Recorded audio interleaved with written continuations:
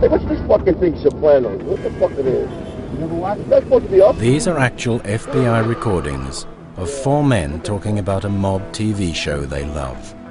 They're discussing whether The Sopranos is based on them. That ball guy? More and more you pick up somebody. The men belong to a real New Jersey crime family called the DeCavalcanti family. These recordings were later used in court to convict them of murder, racketeering, extortion, illegal gambling, bribery, organized crime. They would rather break your arm off and beat you to death with your own arm rather than make love to a woman. He stabbed the guy in the eye with a fork. Don't fucking move! Violence and intimidation is why they survive. Oh, shit! This is a true story of extreme violence, brutality, and fear. These guys aren't just like the Sopranos. These are the real Sopranos. And this is the intimate tale of their rise and fall.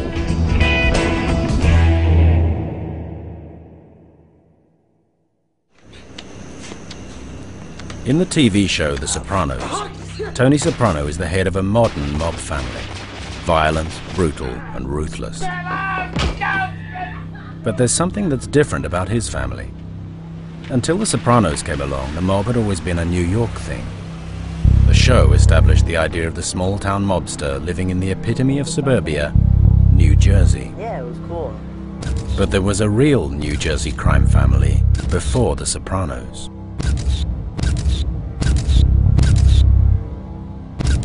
The DeCavalcanti family were based on the wrong side of the Hudson River. They were the smallest and oldest mob family in America. They called themselves the Jersey Mob.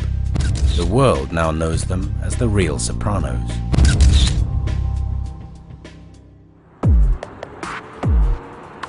Whoever the scriptwriters have listened or read the tapes of actual conversations by mafiosi, and they know that every other word is laced with profanity. No fucking way. So in the mob vernacular, You piece of shit! profanity serves both as a noun and a verb, Fuck all of them. an adjective, an adverb. Open the fucking door. Open the fucking door! It's every part of grammar. The similarities between the Sopranos and the real New Jersey mob don't stop at the way they speak.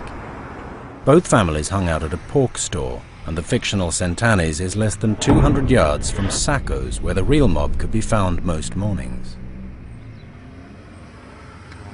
You can walk around the corner. You can go to the real gangster pork store and then walk down the street and go to the TV pork store. Tony Soprano reveals his caring side when underboss Jackie Aprile dies of stomach cancer. In 1992, real DeCavalcanti underboss Jake Amari died of stomach cancer. But in the real New Jersey crime family, there was one man who could claim the most unbelievable parallels with the fictional New Jersey crime family. Vinnie Palermo, known as Vinnie Ocean, has the strongest claim to be the real Tony Soprano. Tony Soprano owns a strip club, the Bada Bing. Vinnie Ocean owned Wiggles, a strip club in Queens. Tony and Vinnie are both capos. Both their crews are murderous and often incompetent. Tony Soprano lives in a mini mansion.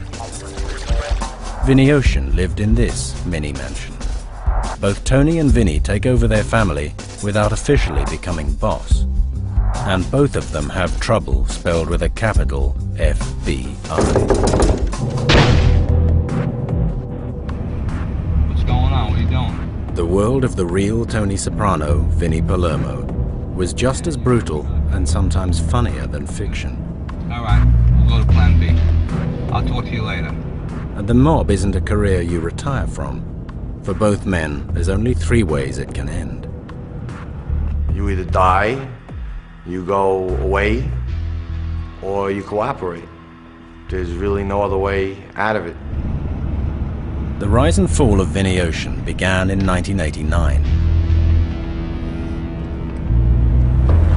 The DeCavalcantis were what they had always been, the poor relations of the New York Mafia. If you listen to Bruce Springsteen, he'll tell you everything you need to know about New Jersey. New Jersey is the place you want to get out of, and you aspire to come to New York. It's the place next to power. It's the place next to money. It's the place next to celebrity. No one took them seriously. If you asked anybody who was in the 5 families in New York, I don't think they'd want to be a member of the Jersey mob. I actually know of some cases where, you know, guys couldn't get made in New York and had to, as a last resort, take Jersey. The New York families look at the New Jersey family as a pathetic stepchild. The New York families call them farmers, and they really hate that. They were a branch office of the American Mafia, and they didn't like it. But this was the family Vinnie Palermo was trying to get into. He started at the bottom. He got his nickname because he at one point was involved in selling fish at the Fulton Fish Market, so they came up with the brilliant nickname Vinnie Ocean. Vinnie wasn't just working the fish market, he was hustling, and he'd married into the mob, the daughter of the underboss of the Real Soprano family. I think he was street smart and willing to do things that other people were not willing to do. He was also able to kind of see other people's weaknesses. He's a very corporate guy, basically.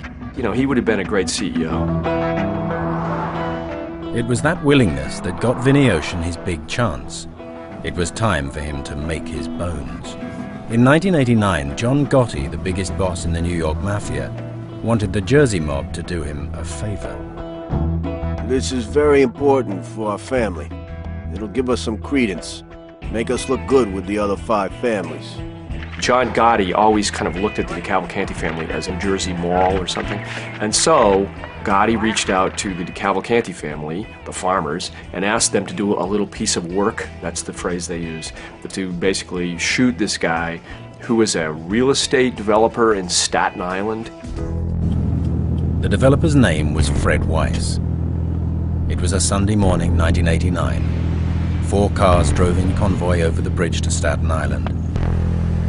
Vinnie was one of a crew of 12 men staking out Fred Weiss's house. He comes walking out of his house on a September morning, September 11th, 1989, and he comes walking out of his door, and 2 guys walk up and shoot him in the face.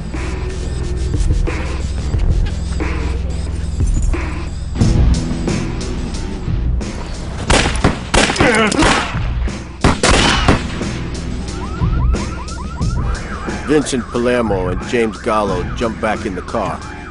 James said, go, go, go, so I pulled away, not too fast, not too slow.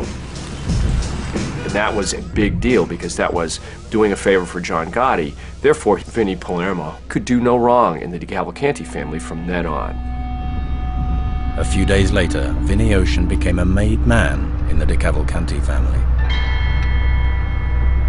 When you were a member of the Cavalcanti family, you had no choice about being second banana or in second place to the New York families. But that was about to change. For Vinnie Ocean and the Real Sopranos, the 1990s would be a time of murder, extortion, and vast quantities of cash.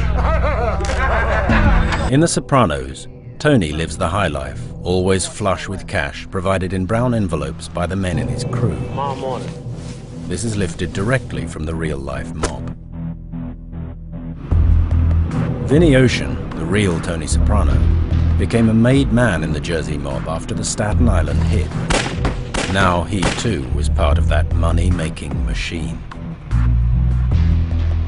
Getting into the family was as hard as getting into the most exclusive country club in America. It was an honor, not easily bestowed. Organized crime is organized. Vinnie was joining a carefully structured business.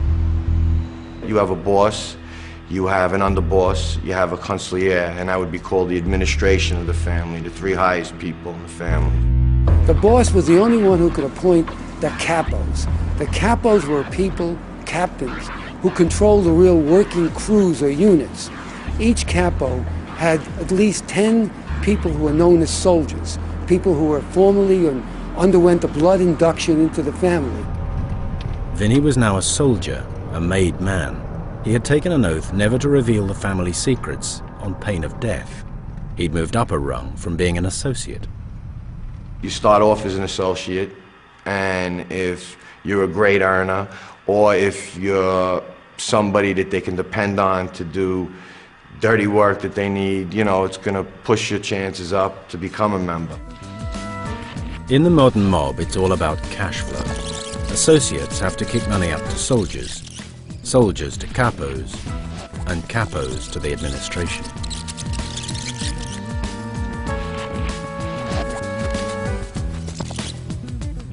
Vinny was given his own scams to run, his to make as much cash as he could from, as long as he kicked some of it upstairs. These were the classic mob schemes: money lending and illegal betting. As long as there's gambling and loan sharking, the mafia will be alive and well. Frank Santasola spent 20 years as a cop infiltrating organized crime. He knows better than anyone else how mob scams work, because he's done them himself. This is the Park Hill section of Yonkers, South Yonkers. There used to be a club here, right here. I used to turn in work. This was a certain guy's club. Now, I don't know if it's still in operation, but I also used to buy homemade wine in the basement. Frank was working as a numbers runner, the bottom of the mob hierarchy. Most of Vinny Ocean's crew ran some sort of gambling operation. It's changed, you know, it's not what it used to be. The numbers was the unofficial mob lottery. People would bet on what three numbers would come up as the total gambled at the Brooklyn racecourse. Different outfits have different payouts. Like the outfit I worked for, they were paying 550 to 1. People love to gamble. Now, you didn't have to twist their arms. Everybody gambles. Anyone who knows anything about gambling in America would prefer a wager with the mob. They give you the best odds. There's no taxes. A lot of guys who gamble end up borrowing money, and if they can't go to the bank and say, I want to gamble $450,000, so what you do is you go to Vinny, and they say, yeah, no problem, I'll give you this money. Okay, no problem, and then you gamble it, and what happens? You lose. Just like Tony Soprano, Vinny Ocean put money out on the street at jaw-clenchingly high rates of interest. You run for me, you fucking cocksucker? Where's my fucking money? Say you borrowed $500, so, you know, it's like if I borrowed 5, I'd have to pay 8 back. So could you imagine if I borrowed 5 and I could not pay the principal back, and I'd have to come up with $300 a week to give you every week? You prick! Where's my fucking money? The Sopranos portrays a world where violence is the simple solution to every problem. That's just as true of the real mob. For most of the 20th century, the mob was an invisible government and presence in the New York metropolitan area, including New Jersey and Connecticut and Long Island. And they were into everything. The Cavalcantis controlled one of the important laborers' unions in the construction industry. They were involved in drug dealing. They extorted stores, auto crimes, medical fraud, insurance fraud, bank burglaries, murder, assaults. You name it, if there was money in it, they found a way to turn it into something. The alleged members of the Colombo crime family were indicted for loan sharking, labor corruption, extortion... The 90s was a good time for the Jersey mob. The FBI had hit the New York families hard, taking them down one by one in a series of huge cases. But the Real Sopranos continued to fly under the radar. They live basically two lives. They have their little suburban scene going on with wives and kids, and then they also have their social club thing going on where everybody's hanging out and paying no attention to their family and scheming and making money and gambling and having a good time with their girlfriends. And of all the members of the DeCavalcanti family, Vinny Ocean was having the best time of all. He was living upper middle class, Long Island existence with a wife, 2 kids who go to private school, and they would go to Disney World once a year. Vinny had a unique money-making enterprise. a main supply of clean cash. Wiggles. Yes, just like Tony, the Real Sopranos owned a strip club. It's an all-nude club. We're not serving alcohol and girls dancing nude on stage. Thursday, Fridays, and Saturdays, that's where the big crowd is. And girls dance nude on stage, so that's the best thing you can see. And Wiggles was his wonderful source of what he called legitimate money. It was a perfect place. It was a cash business. Wiggles was meant to be Vinny's source of legitimate cash, but all it brought him was problems with the law. The new mayor of New York, also an Italian-American, wanted to clean up the city, and he wanted to start right here on Queens Boulevard. Rudy Giuliani decided that it was a really bad idea to have strip clubs in neighborhoods. So they had come up with a law that would essentially eliminate any strip club that was within 500 feet of schools and churches. He had a lot of problems because they were trying to close down the nude bars. He was just incensed about it. Didn't they have better things to do with their time? The strip clubs claimed they were just enjoying their constitutional rights to freedom of speech. The city came up with a rule called 60-40. 60-40 is a strange rule. If more than 60% of your business is a strip club, then you're a strip club and you can't exist within 500 feet of a church. But if just a little bit more, a little less than 40% is a strip club, you're all set. You're not really a strip club. The 60% of the club is empty right now. The 60-40 trick enabled Wiggles to stay open, but it was still the constant subject of police attention. It's funny how that's an assignment that a lot of the officers really seem to covet, but they send in undercover officers to see if it's really a strip club, which is a really tough assignment, and they would kind of see what was offered in the VIP room. Some people talk to the girls, some people sniffing them hair for 15 minutes, and some people enjoying the dance, you know, watching girls dancing in front of them, and a little lap dance. Wiggles is still open today, under new management. But there was one thing even more important than cash: respect.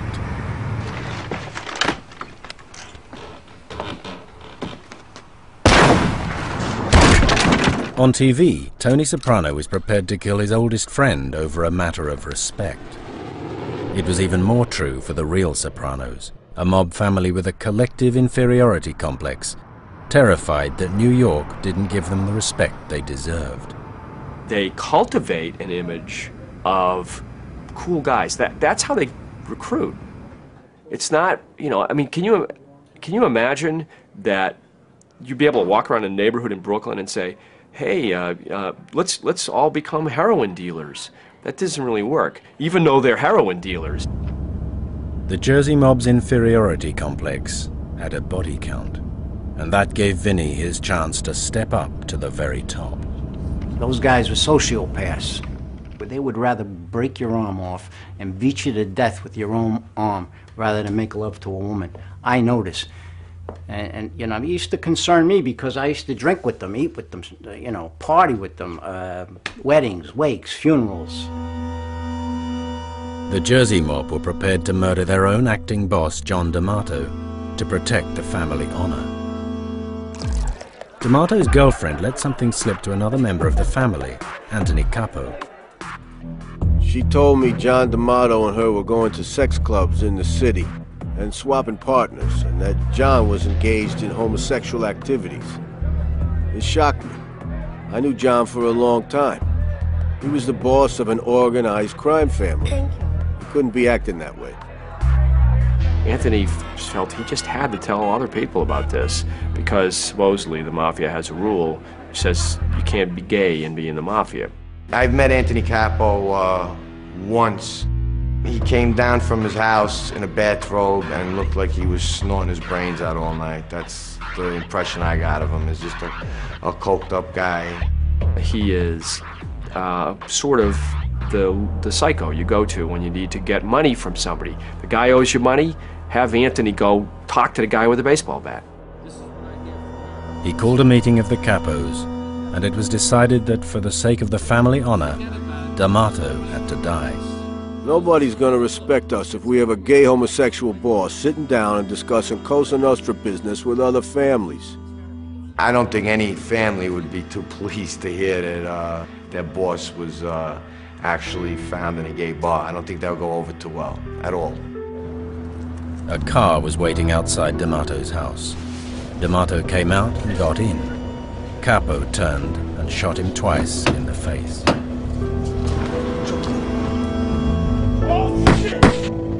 They shot him in the back of a car and drove him to a garage and rolled him up in a rug and sent him upstate. Word gets back in 2 seconds. You know, a guy like that gets killed, you know, you're gonna find out about it real quick. And the rumors are gonna fly on who you think did it. As with most mob hits, they got away with it. Most of them are pretty clean job. You probably know exactly who did it, but in order to prove a murder case, you know, you need evidence, corroboration. With D'Amato dead, the family decided not to appoint a new boss. Instead, they appointed 3 capos to run the family. One of these men was Vinny Ocean. Vinny had reached the top of the mob. He was a rich man. But the icing on the cake for the Real Sopranos was yet to come. It was 1998 and a new TV show hit the screens. The story of a New Jersey crime family. The Sopranos. Perfect, thank you. It was the biggest audience and critical hit of the year. Above all, when The Sopranos hit the screen, it put the New Jersey mob on the map. The Sopranos made the Cavalcantis famous. Nobody knew about them before. So the Sopranos, in effect, were a terrific public relations boost for the Cavalcantis and gave them some kind of aura of pride, something they never had before. You're doing an excellent The Real Jersey mob would take a break from extorting construction sites to watch The Sopranos do the same thing. And they loved it. It kind of gave them this almost romantic aura. They're TV stars. That's the way they act about the thing. They talk about it as if, of course they make a TV show about us. So you know this name was good, huh? A lot of these guys are barely making a living, and when they see something like this on TV, they feel much better about themselves. I think that they were thoroughly entertained by it. It's like anything else. They felt the thrill of being not imitated, but portrayed. Tony Soprano and the Bada Bing might look like they were based on Vinny Ocean and Wiggles, but the creators of the TV show insisted they hadn't copied the Real Jersey mob. In fact, they did a PR job on them. The Sopranos made the real mob seem more successful than they were. The Sopranos is good entertainment, but it's terrible history. It's lousy facts. Anyone in the mob who lived the lifestyle of Tony Soprano wouldn't last one day. He begins his day by walking out of his mini mansion in his bathrobe. He walks down to pick up his newspaper. He's totally exposed. If anyone wanted to hit him or whack him, they could. All the mobsters that I've met in my lifetime, I've never met anybody that was a good guy. All they're interested in is their own self-survival, making money, and if necessary, murdering everybody in their path. Soprano is not your typical mobster. And in a bizarre mingling of fact and fiction, the Sopranos would play a role in the downfall of the Real Jersey mob. On TV, it's a source of dramatic tension. The FBI are watching the Sopranos. In the real world, FBI surveillance tapes showed the Cavalcantis comparing themselves to Soprano characters, and this would damn them when they eventually came to trial. So what you have is a kind of art imitates life, imitates art. And you have gangsters sitting around watching The Sopranos and learning from them and imitating them. One of the arguments was, you know, the government can't prove that they're a crime family. And I said, what are you kidding? They've compared themselves to a make-believe crime family. Vinnie Ocean and the Jersey Mob thought they were untouchable, but the show they loved would make them famous in all the wrong ways. The Real Sopranos were about to find themselves top of everybody's hit list. Hey, there they are. On TV, the FBI are always on Tony Soprano's case. Their dream scenario is to flip one of his men. Big Pussy is a central figure in Tony's tightly knit crew, but with a drugs charge hanging over him, there's nothing else he can do. He agrees to wear a wire.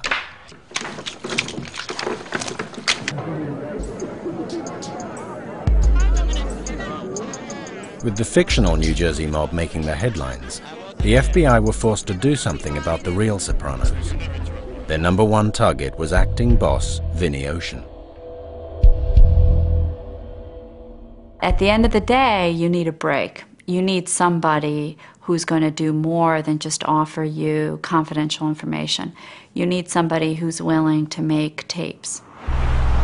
Maria got her break and Vinnie met his nemesis in the unlikely shape of a man called Ralphie Guarino. He was a short guy, medium build, salt and pepper hair, impeccably dressed, you know, a little bit of an olive complexion, you know, had to talk. Ralphie was a gambler. He is basically not a tough guy. He's not going to go around killing people. But what he's going to do is he's going to have his schemes. And this guy's like lives to scheme. He schemes the way I dream. Ralphie's big scam was a delivery of cash coming to the World Trade Center on the 13th of January 1998. The security van with the money arrived in the underground car park at 11 a.m. 2 guards put bags of money on a trolley and took the lift to the 11th floor.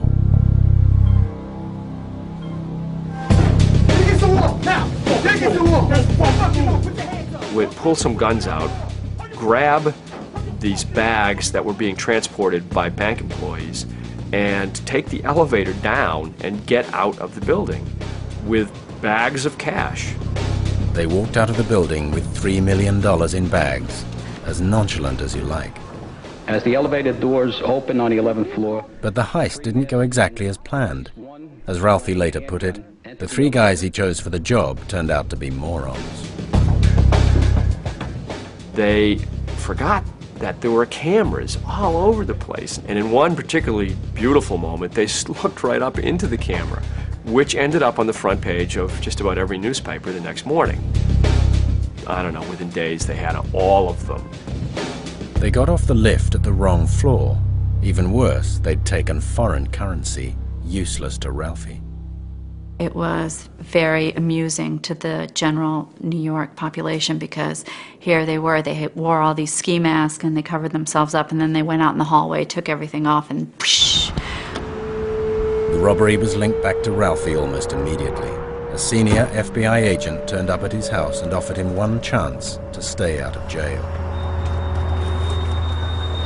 He was able to talk him through it and basically laid the cards on the table and said, here are your options, and you're doing yourself a lot of good and everybody else a lot of good if you join Team America. And he did. He persuaded him. That's what it takes. So what we did was, rather than make a big publicity, we just recovered the money and we kept it quiet. Ralphie was now a rat. His job was to wear a wire and get close to Vinnie Ocean. If somebody suspects you and they do realize that you're taping them, you know, you're gonna get killed. There'd be some occasions where I would wear a wire. Ralphie was shown how to tape his friends. Frank Santasola is one of only a handful of cops who have ever infiltrated the mob. I tape it to my chest, between my and the breast area by the solar plexus, because it's indented there. And these guys are pretty smart. They're always bumping into you for a reason, to find out if you're wired. So there was a few ways of doing it. You know, and as you're doing this, for me, going through my mind is, my mission I knew that I had an hour and a half of recording time. So whatever information, I had to get it within that hour and a half, and that's plenty of time. So you hit the record button, you see the red light go on, so now you know it's recording. And then I always would say to myself, you know, I saw the red light. Because you know what? Emotions come into it. And sometimes your mind plays tricks on you. Did I put it on? Didn't I put it on? Now I know it's on. And now I'm live, I'm ready to go. Nobody's gonna... I'll look natural, right? Just like Frank, even once he got on the inside, Ralphie would never be sure he was safe. I remember walking into the social club, and there was no movement, and everybody's somber. So I walk up to the bar, and this guy Frank goes, "Hey, Cheech, we know you're a cop. Now we want you to take this money and get the fuck out of here." You know, you got to sort of like think pretty quick. So I went to grab the money, and as I'm grabbing it, I'm saying, "Well, I know you think I'm a cop. I ain't, but I'm taking your money." And the guy puts his hand on mine, and he says, "Look, Cheech, we just have to, you know, we just got to make sure. We just got to make sure." This was the bar, right here. When did they flip you? Tell me. Don't lie. Flip. Ralphie had plenty to fear. The way the Sopranos dealt with their rat was realistic enough. No one saw the FBI visit Ralphie at home. As far as the family was concerned, he was a guy who had just pulled off a massive heist, and that made him welcome in the Jersey mob. Ralphie Guarino became the newest member of Vinny Ocean's crew. Ralphie comes into the family because he's making money. It's always about money. Forget the rest of the stuff. Forget about honorable guys and all this. It's about money. It's a business. Ralphie was put with Vinny's driver, Joey Marcella, known as Joey O. Joey was really a poor schmuck. He was an errand boy, collecting large amounts of money for Vinny Palermo. Most guys in the modern mob were more like Joey than Vinny, scratching a living from disorganized crime. They managed to combine extreme violence with comical incompetence. A guy like Ralphie looked to Vinny like a godsend. How could they not have known that Ralphie would possibly become an informant after his genius scheme exploded onto the front page of every newspaper in New York? It's hard to know, except I would point out that Ralphie kept bringing the money in, and as long as that money's coming in, the incentive to just whack somebody, it's just not there. Joey, on the other hand, had debts up to his eyeballs. Problems with his wife, problems with his ex-wife, problems with his girlfriend. He was one screw-up away from some serious trouble. He was trying to run his own gambling business, and he had terrible luck. Always. I mean, running an illegal gambling business is very, very stressful. You got to pay off your bets, and if you don't have money, and if you haven't calculated correctly, you're always owing money, and it's a huge problem. He is always desperate for cash and constantly trying to come up with ways to make money. Joey had been waiting half a lifetime to become a made man. Finally, Vinny gave him his chance. Vinny wanted his rival, Big Ear's Charlie Majuri, dead.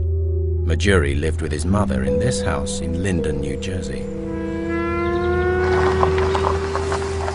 At the point that you're asked to do it, you basically have two options. Do it, or you better turn yourself in somewhere, because it's not as if you have any other choice. Are you sure we got the right house? I hope so. Hey. They spent hours parked in front of this guy's house, trying to figure out how they could get him when he's coming out. Killing Big Ears would get Joey back in the family's favor. Instead, he achieved nothing. The guys he was with didn't really seem to have much of a plan. It was pretty much go up to the door. If he answers it, we'll shoot him sort of thing. Who gives a shit if he lives with the mother or not? I'm just worried about the guy Let's across get the it street. The cop's gonna come, then what? They spent hours till they realized that there was a state trooper parked next door who happened to live next door. They figured that probably might not be a good place to do that. Fuck it, you guys got nothing to do anyway. Finally, they just all gave up and drove off, and that was the end of it. And Joey Masella flew down to Florida, and he just said, "I'm not doing this. This is just, you got to set it up better than this." And that was Joey's big chance to be a made guy gone. But you have to ask yourself this question. Have you ever shot anybody? What's it like? How do you do it? How do you do it right? You go to school to learn how to do that? Joey went back to his version of everyday life. This is the business end of organized crime. Two guys in a car, driving round trying to think of ways to make money.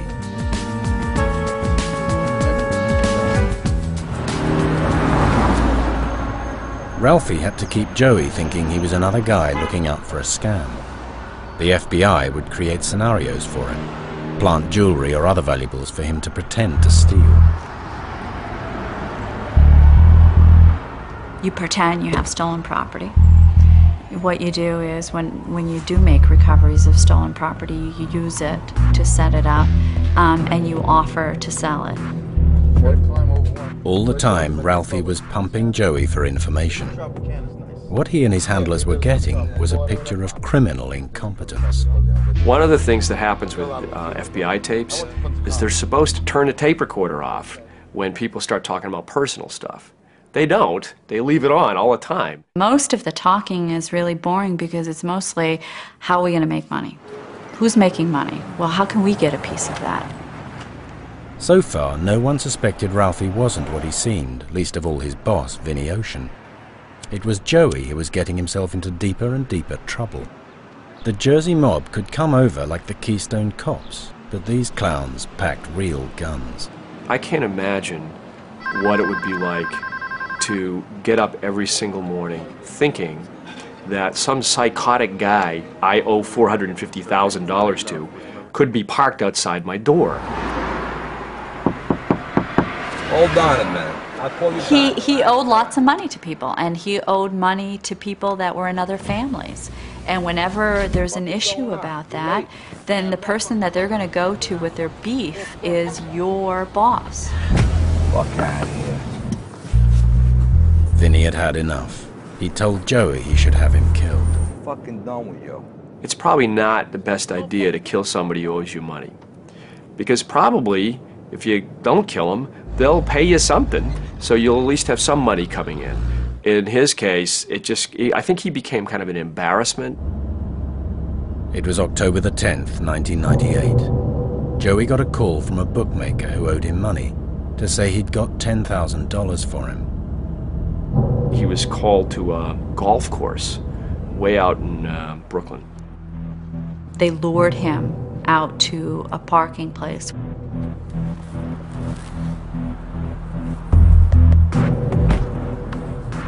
And somebody just pulled up and blew him away. And that was the end of Joey O. They were all trying to kill each other because everybody thought everybody else was becoming an informant. Of course, there was an informant. The FBI were listening all along, but they weren't getting what they needed. They didn't have evidence linking Vinny Ocean to the crimes his crew was committing. You can't go to victims. No victim wants to come in, and they'd rather pay the loan sharking debt. They used a tactic that had worked before. Who is this piece of shit? Vinny Plowman money. And so our cooperator offered him a cell phone, said, "I've got this connection, and take it in as many minutes as you want." And that was the cell phone. We had both. After Joey was killed, Ralphie was put with Tin Ear Sclafani, a gangster of the old school. Joe Tin Ear Sclafani, so named because he's deaf in one ear, was a former Marine who is a tough guy. He's the guy that pulls the trigger. Tin Ear might have been more frightening than Joey O, but he was just as incompetent. He wanted Ralphie's help with a hit. He was another, I mean, we always got stuck with people who were not very productive financially. He was always looking for things to do. And so one of the things that we investigated was that Sclafani had agreed to take the hit, and he was trying to get at him. And Sclafani was obsessed with trying to kill the guy on a motorcycle, but he didn't know how to drive a motorcycle. And it was just like these endless conversations about getting a motorcycle and how he and our cooperator were going to ride on it and what they were going to do. Other members of the crew were starting to suspect that Ralphie might be the rat after all. These were guys with a stack of bodies between them. They ordered a hit on him. We began to worry that they were suspicious of him. We were worried about the safety of our cooperating witness. We were worried about whether or not Vinnie Palermo would flee. The FBI was closing in on Vinnie Ocean. Ralphie's grave had already been dug. But the Real Sopranos case was about to take a turn unprecedented in the history of the mob. FBI, open up! In The Sopranos, Tony is always waiting for that unwelcome knock at the door.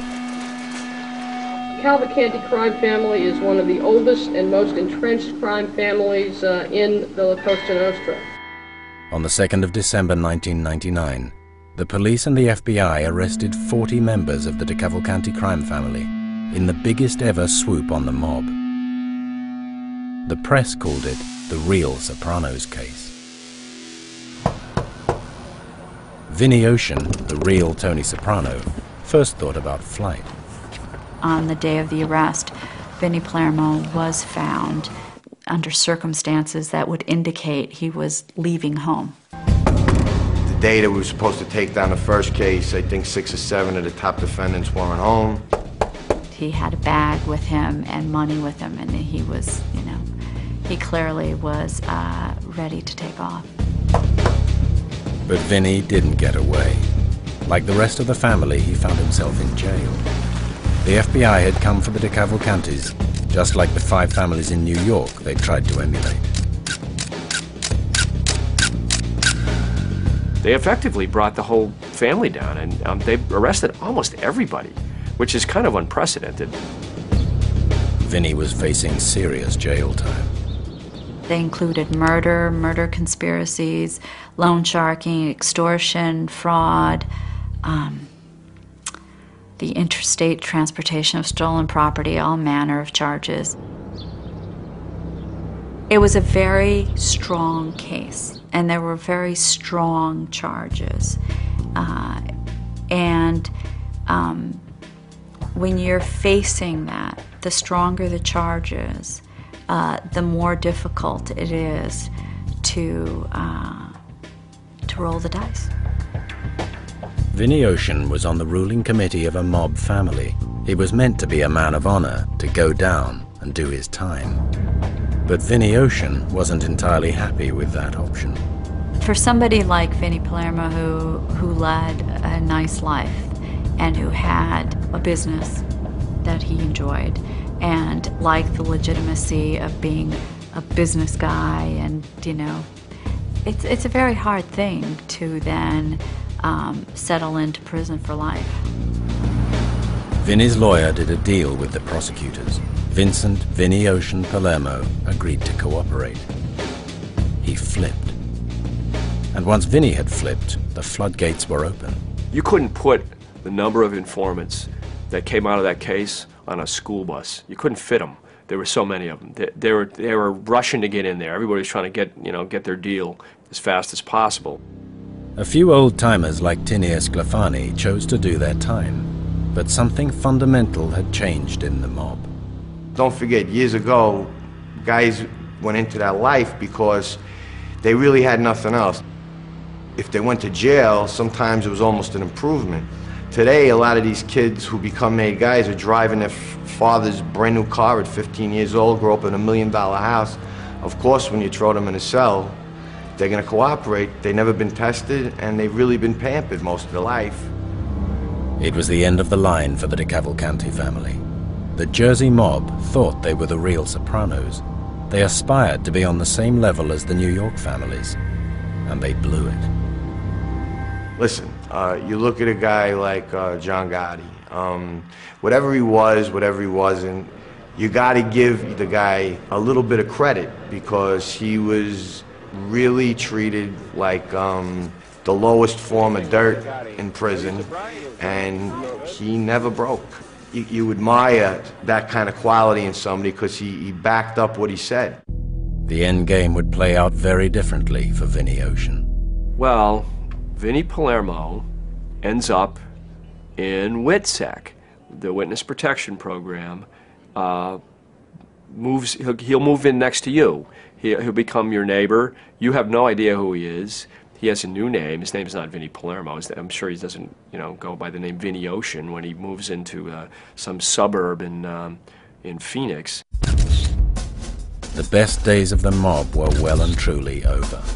Tony Soprano is always thinking about the good old days when he thought that mafiosi were more Spartan, they were more loyal, they obeyed the oaths of Omerta, of how to conduct themselves as men of honor. But the so-called men of honor broke even their own rules.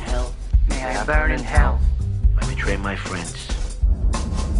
In real life, they know that they're being watched, getting their pictures taken. They gotta watch that their phones are untapped. They gotta watch that the club that they hang in isn't bugged.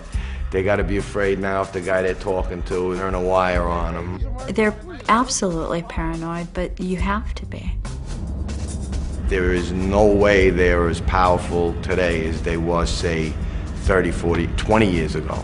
Today, they're lucky they can get a reservation at a restaurant, really, literally. The mob looks finished as a viable career option, but as one opportunity ends, another one begins. Tony Sirico, the actor on the left, is convincing as Paulie Walnuts for a reason. Before he became an actor, Sirico was arrested 28 times and jailed for 7 years. Let's whack this cocksucker and be done with it. He limps because he was shot. The kind of guys who used to join the mob now play mobsters on The Sopranos.